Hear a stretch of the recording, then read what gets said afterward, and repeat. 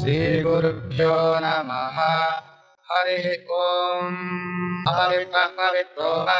सर्वावस्थाङ्गतोऽपि वा यस्मरेत् पुण्डरीकाक्षम् समाप्याभ्यन्तरश्रुतिः पुण्डरीकाक्ष पुण्डरीकाक्ष पुण्डरीकाक्ष आरम्य केशवाय स्वाहा नारायणाय स्वाहा माधवाय स्वाहा गोविन्दाय नमः विष्णवे नमः मधुसूदनाय नमः त्रिविक्रमाय नमः वामनाय नमः श्रीधराय नमः ऋषिकेशाय नमः पद्मनाभाय नमः दामोदराय नमः सङ्कर्षणाय नमः वासुदेवाय नमः प्रद्युम्नाय नमः अनिरुद्धाय नमः पुरुषोत्तमाय नमः अतोक्षयाय नमः नारसिंहाय नमः अच्युताय नमः जनार्दनाय नमः उपेन्द्राय नमः हरये नमः श्रीकृष्णाय नमः भूतोच्चाटनम् उत्तिष्ठन्तु भूतपिशाचाः ये ते भूमिपालकाः ये तेषामविरोधेन ब्रह्मकर्म समारभे प्राणायामः ॐ भूः ॐ भुवः ॐ सुवः ॐ महः ॐ जनः ॐ दमः ॐ सत्यम् ॐ तत्सवितुर्वरेण्यं भर्गो देवस्य धीमहि धियो यो न प्रचोदयात् ओमापोज्योतिरसोऽमृतम् ब्रह्म भूर्भुवस्सुभरोम् सङ्कल्पः मम उपात्ता समस्तदुरितक्षयद्वारा श्रीपरमेश्वरमुद्दिश्य श्रीपरमेश्वरप्रीत्यर्थम् शुभाभ्याम् शुभे शोभने अभ्युदयमुहूर्ते श्रीमहाविष्णोराज्ञया प्रवर्तमानस्य अद्य ब्रह्मणः द्वितीयपरार्थे श्वेतवराहकल्पे वैवस्वतमन्वन्तरे कलियुगे प्रथमपादे जम्बूद्वीपे भारतवर्षे भरतखण्डे मेरोर्दक्षिणदिक्भागे श्रीशैलस्य वायुव्यप्रदेशे कृष्णागोदावर्योर्मध्यप्रदेशे शोभनगृहे समस्तदेवता ब्राह्मण हरिहर गुरुचरणसन्निधौ अस्मिन् वर्तमान व्यावहारिकचान्द्रमानेन संवत्सरे अयने ऋतौ मासे पक्षे तिथौ शुभवासरे शुभनक्षत्रे शुभयोगे शुभकरण एवं गुण विशेषण विशिष्टायां शुभतिथौ श्रीमान्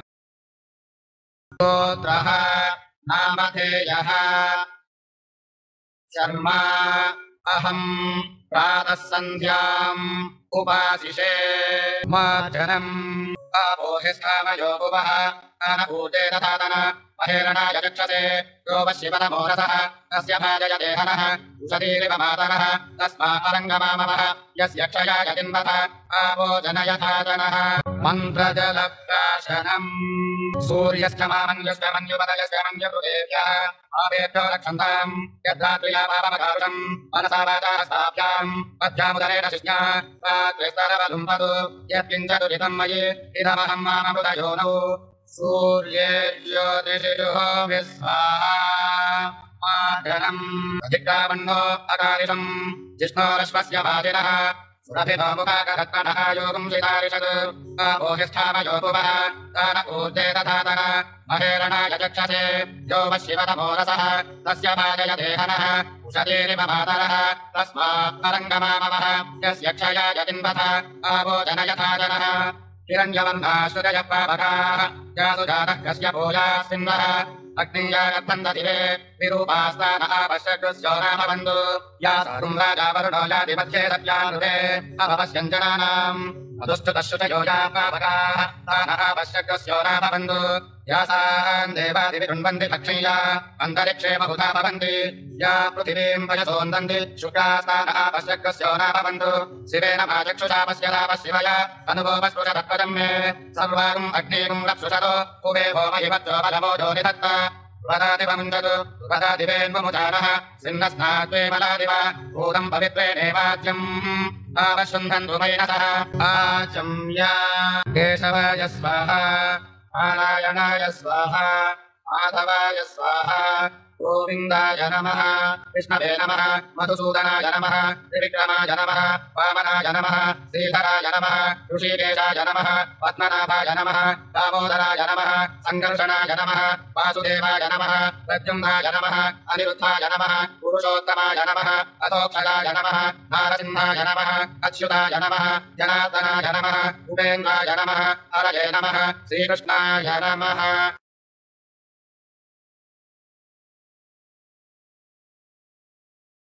अर्घ्यप्रदानम् पूर्वोक्त एवं गुण विशेषण विशिष्टायाम् शुभतिथौ प्रातः सन्ध्या अर्घ्यप्रदानम् करिष्ये ॐ भूर्भुवस्सुवः तत्सवितुर्वरेण्यं भर्गो देवस्य धीमहि धियो यो न प्रचोदयात्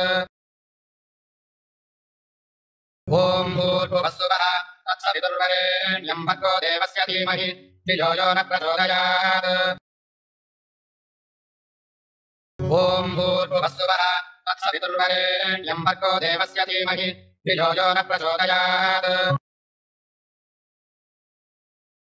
प्रदक्षिणम् उद्यन्तमस्मै यन्तमादित्यमविद्यायन् कुर्वन्वाम्भणो विद्वान् सकलम् भद्रमस्तुते असावादित्यो ब्रह्मेति ब्रह्मेव सन्ब्रह्माप्येति य एवं वेद असावादित्यो ब्रह्मा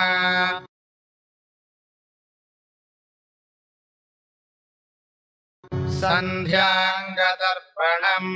मम उपात्ता समस्तदुरिदक्षयद्वारा श्रीपरमेश्वरप्रीत्यर्थम् प्रातःसन्ध्याङ्गतर्पणम् करिष्ये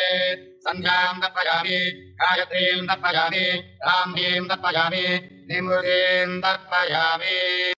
गायत्री आवाहनम् ओमित्येकाक्षरम् ब्रह्म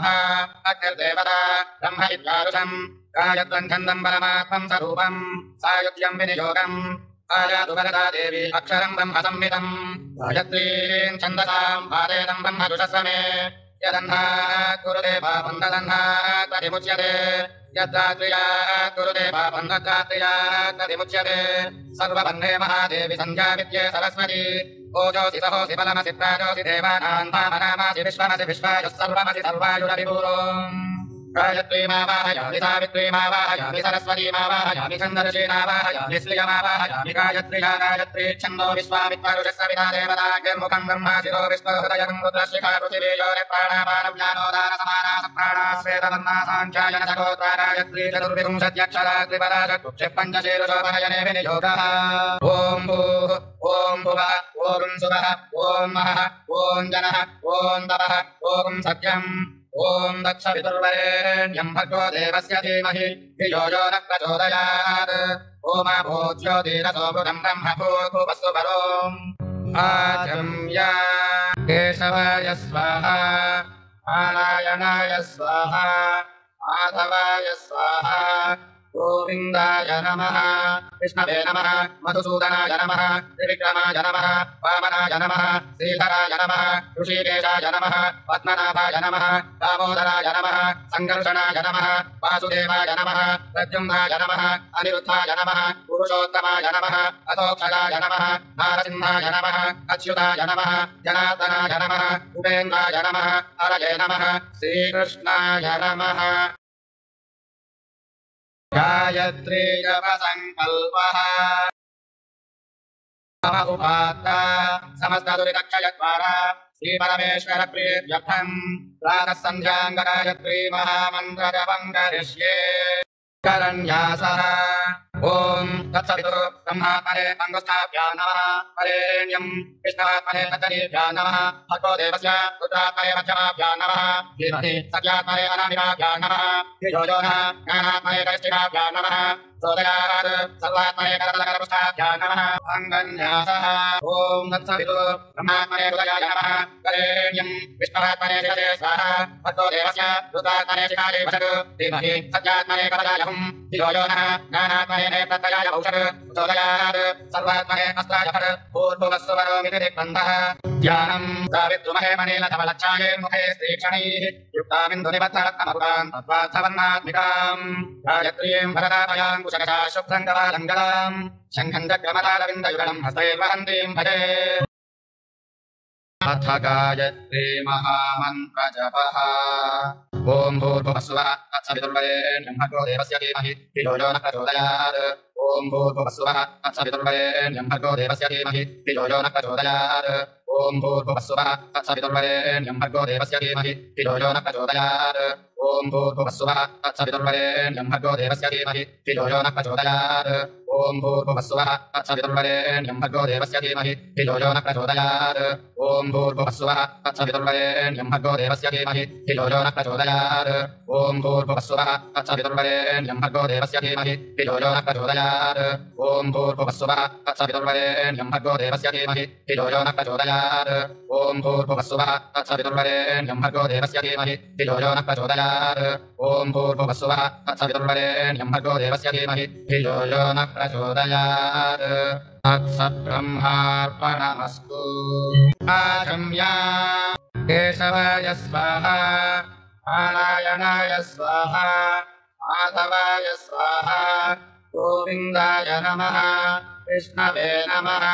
मधुसूदनाय नमः त्रिविक्रमाय नमः वामनाय नमः श्रीधराय नमः ऋषिकेशाय नमः पद्मनाभाय नमः दामोदराय नमः सङ्कर्षणाय नमः वासुदेवाय नमः प्रद्युम्नाय नमः अनिरुद्धाय नमः पुरुषोत्तमाय नमः अतोक्षराय नमः नारसिंहाय नमः अच्युताय नमः जनार्दनाय नमः उपेन्द्राय नमः हरये नमः श्रीकृष्णाय नमः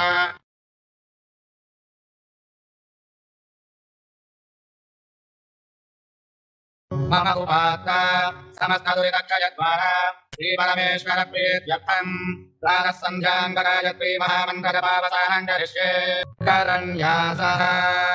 ॐ तत्सवितुः ब्रह्मात्मने अङ्गुष्ठाभ्यां नमः वरेण्यम् विष्णवात्मने रजनीभ्यां नमः भगवो देवस्य पुत्रात्मने मध्यमाभ्यां नमः धीमहि सत्यात्मने अनामिकाभ्यां नमः धियो यो नः ज्ञानात्मने कनिष्ठिकाभ्यां नमः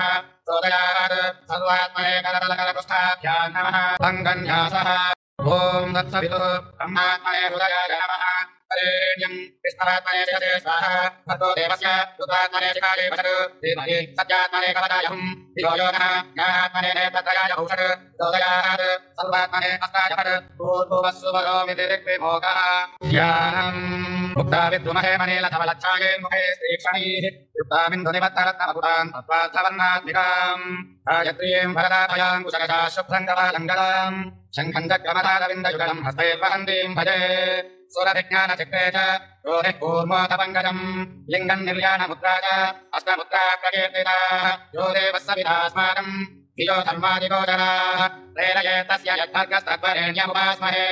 गुरुर्ब्रह्मा गुरुर्विष्णुः गुरुर्देवो महेश्वरः गुरुः साक्षात् परब्रह्म अस्मै श्रीगुरवे नमः तत्सद्ब्रह्मार्पणमस्तु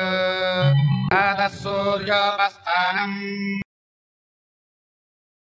तस्य दर्शयेतश्रवो देवस्य सारथिम् सत्यम् चित्रश्रवस्तमम् वित्तोदनानुजातयतिप्रकारम् वित्तोदातारपृथिवीमुदद्याम् वित्तकृष्टेन निमिषाभिषस्ते सत्याय हव्यम् कृतवद्विदेव रसमित्रमत्तो अस्तुप्रयस्वान्यस्त आदित्यशिक्षदिव्रजेन अहन्यतेन दीयते त्वोदोनेन मरुहो अश्नोद्यन्तिको न दूरात् दिक्नमस्कारः नमः प्राचीदिशे यास्य देवता एतस्याम् प्रतिवसन्ति एताभ्यश्च नमो नमः दक्षिणायै दिशे यास्य देवता एतस्याम् प्रतिवसन्ति एताभ्यश्च नमो नमः प्रतीच्यै दिशे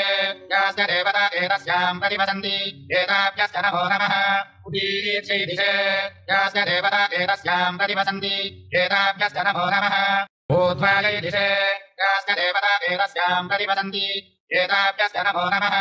अधरायै दिशे यास्य देवता एतस्याम् प्रतिवसन्ति एताभ्यश्च नमो नमः अवान्तरायै दिशे यास्य देवता एतस्याम् प्रतिवसन्ति एताभ्यश्च नमो नमः मुने नमस्कारः नमो गङ्गा यमुनयोर्मध्ये ये वसन्ति ये मे प्रसन्नात्मानश्चिरञ्जीवितं वर्धयन्ति नमो गङ्गा यमुनयोर्मुनिभ्यश्च नमो नमो गङ्गा यमुनयोर्मुनिभ्यश्च नमः देवता नमस्कारः सन्ध्यायै नमः सावित्र्यै नमः गायत्र्यै नमः सरस्वत्यै नमः सर्वाभ्यो देवताभ्यो नमः देवेभ्यो नमः ऋषिभ्यो नमः मुनिभ्यो नमः गुरुभ्यो नमः पितुभ्यो नमः आमोदारुषीन् नमो नमः मञ्जुलरारुषीन् नमो नमः पृथिव्यावस्तेजो वायुराकाशात् ॐ नमो भगवते वासुदेवाय सदा सर्वभूतानि चराणि स्थावराणि च सायं प्रातम् नमस्यन्ति सोमा सन्ध्या अभिरक्षतु शिवाय विष्णुरूपाय शिवरूपाय विष्णवे शिवस्य हृदयम् विष्णुर्विष्णोस्य हृदयम् शिवः यथा शिवमयो विष्णुरेवम् विष्णुमयः शिवः यथान्तरम् न पश्यामि तथा मे स्वस्तिरायुषी नमो ब्रह्मण्यदेवाय गोब्राह्मणहिताय च जगद्धिताय कृष्णाय गोविन्दाय नमो नमः उत्तमे शिखरे जाते भूम्याम् पर्वतमूर्धनि ब्राह्मणेभ्यो व्यज्ञाता गच्छते विगता सुखम् स्तुतो मया वरदा वेदमाता प्रचोदयन्ती पवने द्विजाता आयुपृथिव्याम् द्रविणम् ब्रह्मवद्यसंहत्यम् दत्त्वा प्रजातम् ब्रह्मालोकम् नमोऽस्त्वनन्ताय सहस्रमूर्तये सहस्रपादाक्षिशिरोरुभावे सहस्रनाम्ने पुरुषाय शाश्वते सहस्रकोटियुगधारिणे नमः निरञ्जा वा पृथिवी सत्यमस्तु पितर्मातर्यति होमभ्रुवेवाम् भूतम् देवानामवमे अवोभिः विद्याभेषम् रुचिरम् धीरदानम् आकाशात् पतितन्तोऽयम् यथा गच्छति सागरम् सर्वदेव नमस्कारः केशवम् प्रति गच्छति सर्ववेदेषु यत्पुण्यम् सर्वतीर्थेषु यत्फलम् तत्फलम् पुरुषमाप्नोति स्तुत्वा देवम् जनार्दनम् वासनात् वासुदेवस्य वासितम् ते जगत्त्रयम् सर्वभूतनिवासोऽसि वासुदेव नमोऽस्तु ते चतुस्सागरपर्यन्तम् गो ब्राह्मणेभ्यः शुभम् भवतु प्रवरान्विता गोत्रः आपस्तम्भसूत्रः यजुःशाखाध्यायी शर्मा अहम्भो अभिवादये राजम्या केशवाय स्वाहा नारायणाय स्वाहा माधवाय स्वाहा गोविन्दाय नमः कृष्णवे नमः मधुसूदनाय नमः त्रिविक्रमाय नमः वामनाय नमः श्रीधराय नमः ऋषिकेशाय नमः पद्मनाभाय नमः दामोदराय नमः सङ्कर्षणाय नमः वासुदेवाय नमः प्रद्युम्नाय नमः अनिरुद्धाय नमः पुरुषोत्तमाय नमः अधोक्षजाय नमः नारसिंहाय नमः अच्युताय नमः जनार्दनाय नमः उपेन्द्राय नमः हरये नमः श्रीकृष्णाय नमः कायेन वाचा मनसेन्द्रियैर्वा बुद्ध्यात्मना वा प्रकृते स्वभावात् करोमि यद्यत् सकलम् परस्मै श्रीमन्नारायणायेति समर्पयामि सर्वम् श्रीपरमेश्वरार्पणमस्तु ॐ भूर्भुवस्सुवः तत्सवितुर्वरेण्यं भर्गो देवस्य धीमहि धियो यो नः प्रचोदयात् ॐ भूर्भुवस्सुवः तत्सवितुर्वरेण्यं भर्गो देवस्य धीमहि धियो यो नः प्रचोदयात् ॐ भूर्भुवस्सुवः तत्सवितुर्वरेण्यं भर्गो देवस्य धीमहि धियो यो नः प्रचोदयात् ॐ भूर्भुवस्सुवः तत्सवितुर्वरेण्यं भर्गो देवस्य धीमहि धियो यो नः प्रचोदयात् ॐ भूर्भुवस्सुवः तत्सवितुर्वरेण्यं भर्गो देवस्य धीमहि धियो यो नः प्रचोदयात् ॐ भूर्भुवस्सुवः तत्सवितुर्वरेण्यं भर्गो देवस्य धीमहि धियो यो नः प्रचोदयात् ॐ भूर्भुवस्सुवः तत्सवितुर्वरेण्यं भर्गो देवस्य धीमहि धियो यो नः प्रचोदयात् ॐ भूर्भुवस्सुवः तत्सवितुर्वरेण्यं भर्गो देवस्य धीमहि धियो यो नः प्रचोदयात् ॐ भूर्भुवस्सुवः तत्सवितुर्वरेण्यं भर्गो देवस्य धीमहि धियो यो नः प्रचोदयात् ॐ भूर्भुवस्सुवः तत्सवितुर्वरेण्यं भर्गो देवस्य धीमहि धियो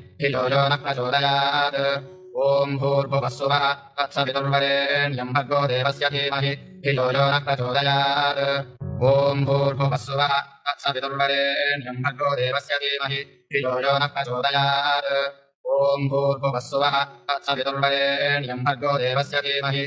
धियो यो नः प्रचोदयात् ॐ भूर्भुवस्सुवः तत्सवितुर्वरेण्यं भर्गो देवस्य धीमहि धियो यो नः प्रचोदयात् ॐ भूर्भुवस्सुवः तत्सवितुर्वरेण्यं भर्गो देवस्य धीमहि धियो यो नः प्रचोदयात् ॐ भूर्भुवस्सुवः तत्सवितुर्वरेण्यं भर्गो देवस्य धीमहि धियो यो नः प्रचोदयात् ॐ भूर्भुवस्सुवः तत्सवितुर्वरेण्यं भर्गो देवस्य धीमहि धियो यो नः प्रचोदयात् ॐ भूर्भुवस्सुवः तत्सवितुर्वरेण्यं भर्गो देवस्य धीमहि धियो यो नः प्रचोदयात् ॐ भूर्भुवस्सुवः तत्सवितुर्वरेण्यं भर्गो देवस्य धीमहि धियो यो नः प्रचोदयात् ॐ भूर्भुवस्सुवः तत्सवितुर्वरेण्यं भर्गो देवस्य धीमहि धियो यो नः प्रचोदयात् ॐ भूर्भुवस्सुवः तत्सवितुर्वरेण्यं भर्गो देवस्य धीमहि धियो यो नः प्रचोदयात् ॐ भूर्भुवस्सुवः तत्सवितुर्वरेण्यं भर्गो देवस्य धीमहि धियो यो नः प्रचोदयात् ॐ भूर्भुवस्सुवः तत्सवितुर्वरेण्यं भर्गो देवस्य धीमहि धियो यो नः प्रचोदयात् ॐ ॐ भूर्भुवस्सुवः तत्सवितुर्वरेण्यं भर्गो देवस्य धीमहि धियो यो नः प्रचोदयात् ॐ भूर्भुवस्सुवः तत्सवितुर्वरेण्यं भर्गो देवस्य धीमहि धियो यो नः प्रचोदयात् ॐ भूर्भुवस्सुवः तत्सवितुर्वरेण्यं भर्गो देवस्य धीमहि धियो यो नः प्रचोदयात् ॐ भूर्भुवस्सुवः तत्सवितुर्वरेण्यं भर्गो देवस्य धीमहि धियो यो नः प्रचोदयात् ॐ भूर्भुवस्सुवः तत्सवितुर्वरेण्यं भर्गो देवस्य धीमहि धियो यो नः प्रचोदयात् ॐ भूर्भुवस्सुवः तत्सवितुर्वरेण्यं भर्गो देवस्य धीमहि धियो यो नः प्रचोदयात् ॐ भूर्भुवस्सुवः तत्सवितुर्वरेण्यं भर्गो देवस्य धीमहि धियो यो नः प्रचोदयात् ॐ भूर्भुवस्सुवः तत्सवितुर्वरेण्यं भर्गो देवस्य धीमहि धियो यो नः प्रचोदयात् ॐ भूर्भुवस्सुवः तत्सवितुर्वरेण्यं भर्गो देवस्य धीमहि धियो यो नः प्रचोदयात् ॐ भूर्भुवस्सुवः तत्सवितुर्वरेण्यं भर्गो देवस्य धीमहि धियो यो नः प्रचोदयात् ॐ भूर्भुवस्सुवः तत्सवितुर्वरेण्यं भर्गो देवस्य धीमहि धियो यो नः प्रचोदयात् ॐ भूर्भुवस्सुवः तत्सवितुर्वरेण्यं भर्गो देवस्य धीमहि धियो यो नः प्रचोदयात् ॐ भूर्भुवस्सुवः तत्सवितुर्वरेण्यं भर्गो देवस्य धीमहि धियो यो नः प्रचोदयात् ॐ भूर्भुवस्सुवः तत्सवितुर्वरेण्यं भर्गो देवस्य धीमहि धियो यो नः प्रचोदयात् ॐ भूर्भुवस्सुवः तत्सवितुर्वरेण्यं भर्गो देवस्य धीमहि धियो यो नः प्रचोदयात् ॐ भूर्भुवस्सुवः तत्सवितुर्वरेण्यं भर्गो देवस्य धीमहि धियो यो नः प्रचोदयात् ॐ भूर्भुवस्सुवः तत्सवितुर्वरेण्यं भर्गो देवस्य धीमहि धियो यो नः प्रचोदयात् ॐ भूर्भुवस्सुवः तत्सवितुर्वरेण्यं भर्गो देवस्य धीमहि धियो यो नः प्रचोदयात् ॐ भूर्भुवस्सुवः तत्सवितुर्वरेण्यं भर्गो देवस्य धीमहि धियो यो नः प्रचोदयात् ॐ भूर्भुवस्सुवः तत्सवितुर्वरेण्यं भर्गो देवस्य धीमहि धियो यो नः प्रचोदयात् ॐ भूर्भुवस्सुवः तत्सवितुर्वरेण्यं भर्गो देवस्य धीमहि धियो यो नः प्रचोदयात् ॐ भूर्भुवस्सुवः तत्सवितुर्वरेण्यं भर्गो देवस्य धीमहि धियो यो नः प्रचोदयात् ॐ भूर्भुवस्सुवः तत्सवितुर्वरेण्यं भर्गो देवस्य धीमहि धियो यो नः प्रचोदयात् ॐ भूर्भुवस्सुवः तत्सवितुर्वरेण्यं भर्गो देवस्य धीमहि धियो यो नः प्रचोदयात् ॐ भूर्भुवस्सुवः तत्सवितुर्वरेण्यं भर्गो देवस्य धीमहि धियो यो नः प्रचोदयात् ॐ भूर्भुवस्सुवः तत्सवितुर्वरेण्यं भर्गो देवस्य धीमहि धियो यो नः प्रचोदयात् ॐ भूर्भुवस्सुवः तत्सवितुर्वरेण्यं भर्गो देवस्य धीमहि धियो यो नः प्रचोदयात् ॐ भूर्भुवस्सुवः तत्सवितुर्वरेण्यं भर्गो देवस्य धीमहि धियो यो नः प्रचोदयात् ॐ भूर्भुवस्सुवः तत्सवितुर्वरेण्यं भर्गो देवस्य धीमहि धियो यो नः प्रचोदयात् ॐ भूर्भुवस्सुवः तत्सवितुर्वरेण्यं भर्गो देवस्य धीमहि धियो यो नः प्रचोदयात् ॐ भूर्भुवस्सुवः तत्सवितुर्वरेण्यं भर्गो देवस्य धीमहि धियो यो नः प्रचोदयात् ॐ भूर्भुवस्सुवः तत्सवितुर्वरेण्यं भर्गो देवस्य धीमहि धियो यो नः प्रचोदयात् ॐ भूर्भुवस्सुवः तत्सवितुर्वरेण्यं भर्गो देवस्य धीमहि धियो यो नः प्रचोदयात् ॐ भूर्भुवस्सुवः तत्सवितुर्वरेण्यं भर्गो देवस्य धीमहि धियो यो नः प्रचोदयात् ॐ भूर्भुवस्सुवः तत्सवितुर्वरेण्यं भर्गो देवस्य धीमहि धियो यो नः प्रचोदयात् ॐ भूर्भुवस्सुवः तत्सवितुर्वरेण्यं भर्गो देवस्य धीमहि धियो यो नः प्रचोदयात् ॐ भूर्भुवस्सुवः तत्सवितुर्वरेण्यं भर्गो देवस्य धीमहि धियो यो नः प्रचोदयात् ॐ भूर्भुवस्सुवः तत्सवितुर्वरेण्यं भर्गो देवस्य धीमहि धियो यो नः प्रचोदयात् ॐ भूर्भुवस्सुवः तत्सवितुर्वरेण्यं भर्गो देवस्य धीमहि धियो यो नः प्रचोदयात् ॐ भूर्भुवस्सुवः तत्सवितुर्वरेण्यं भर्गो देवस्य धीमहि धियो यो नः प्रचोदयात् ॐ भूर्भुवस्सुवः तत्सवितुर्वरेण्यं भर्गो देवस्य धीमहि धियो यो नः प्रचोदयात् ॐ भूर्भुवस्सुवः तत्सवितुर्वरेण्यं भर्गो देवस्य धीमहि धियो यो नः प्रचोदयात् ॐ भूर्भुवस्सुवः तत्सवितुर्वरेण्यं भर्गो देवस्य धीमहि धियो यो नः प्रचोदयात् ॐ भूर्भुवस्सुवः तत्सवितुर्वरेण्यं भर्गो देवस्य धीमहि धियो यो नः प्रचोदयात् ॐ भूर्भुवस्सुवः तत्सवितुर्वरेण्यं भर्गो देवस्य धीमहि धियो यो नः प्रचोदयात् ॐ ॐ भूर्भुवस्सुवः तत्सवितुर्वरेण्यं भर्गो देवस्य धीमहि धियो यो नः प्रचोदयात् ॐ भूर्भुवस्सुवः तत्सवितुर्वरेण्यं भर्गो देवस्य धीमहि धियो यो नः प्रचोदयात् ॐ भूर्भुवस्सुवः तत्सवितुर्वरेण्यं भर्गो देवस्य धीमहि धियो यो नः प्रचोदयात् ॐ भूर्भुवस्सुवः तत्सवितुर्वरेण्यं भर्गो देवस्य धीमहि धियो यो नः प्रचोदयात् ॐ भूर्भुवस्सुवः तत्सवितुर्वरेण्यं भर्गो देवस्य धीमहि धियो यो नः प्रचोदयात् ॐ भूर्भुवस्सुवः तत्सवितुर्वरेण्यं भर्गो देवस्य धीमहि धियो यो नः प्रचोदयात् ॐ भूर्भुवस्सुवः तत्सवितुर्वरेण्यं भर्गो देवस्य धीमहि धियो यो नः प्रचोदयात् ॐ भूर्भुवस्सुवः तत्सवितुर्वरेण्यं भर्गो देवस्य धीमहि धियो यो नः प्रचोदयात् ॐ भूर्भुवस्सुवः तत्सवितुर्वरेण्यं भर्गो देवस्य धीमहि धियो यो नः प्रचोदयात् ॐ भूर्भुवस्सुवः तत्सवितुर्वरेण्यं भर्गो देवस्य धीमहि धियो यो नः प्रचोदयात्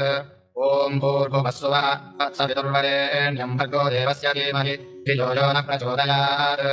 ॐ भूर्भुवस्सुवः तत्सवितुर्वरेण्यं भर्गो देवस्य धीमहि धियो यो नः प्रचोदयात्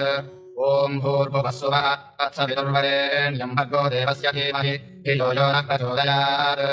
ॐ भूर्भुवस्सुवः तत्सवितुर्वरेण्यं भर्गो देवस्य धीमहि धियो यो नः प्रचोदयात् ॐ भूर्भुवस्सुवः तत्सवितुर्वरेण्यं भर्गो देवस्य धीमहि धियो यो नः प्रचोदयात् ॐ भूर्भुवस्सुवः तत्सवितुर्वरेण्यं भर्गो देवस्य धीमहि धियो यो नः प्रचोदयात् ॐ भूर्भुवस्सुवः तत्सवितुर्वरेण्यं भर्गो देवस्य धीमहि धियो यो नः प्रचोदयात् ॐ भूर्भुवस्सुवः तत्सवितुर्वरेण्यं भर्गो देवस्य धीमहि धियो यो नः प्रचोदयात् ॐ भूर्भुवस्सुवः तत्सवितुर्वरेण्यं भर्गो देवस्य धीमहि धियो यो नः प्रचोदयात् ॐ भूर्भुवस्सुवः तत्सवितुर्वरेण्यं भर्गो देवस्य धीमहि धियो यो नः प्रचोदयात्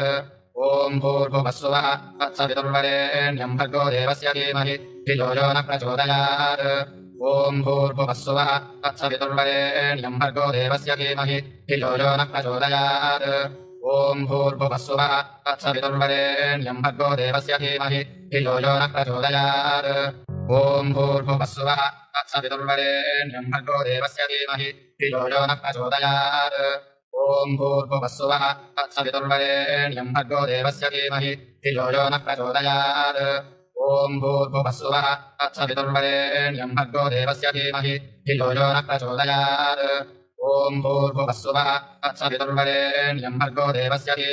धियो यो नः प्रचोदयात् ॐ भूर्भुवस्सुवः तत्सवितुर्वरेण्यं भर्गो देवस्य धीमहि धियो यो नः प्रचोदयात् ॐ भूर्भुवस्सुवः तत्सवितुर्वरेण्यं भर्गो देवस्य धीमहि धियो यो नः प्रचोदयात्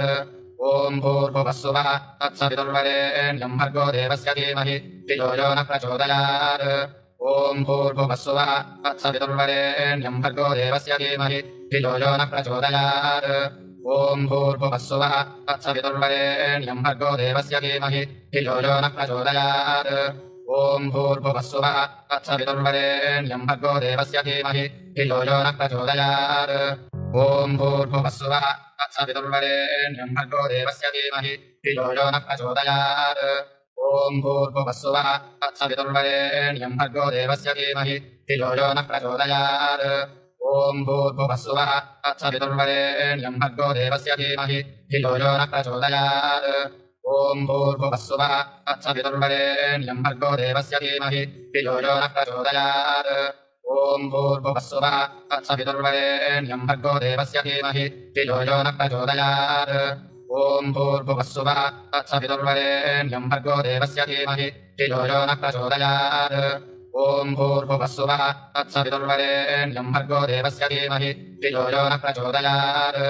ॐ भूर्भुवस्सुवः तत्सवितुर्वरेण्यं भर्गो देवस्य धीमहि धियो यो नः प्रचोदयात्।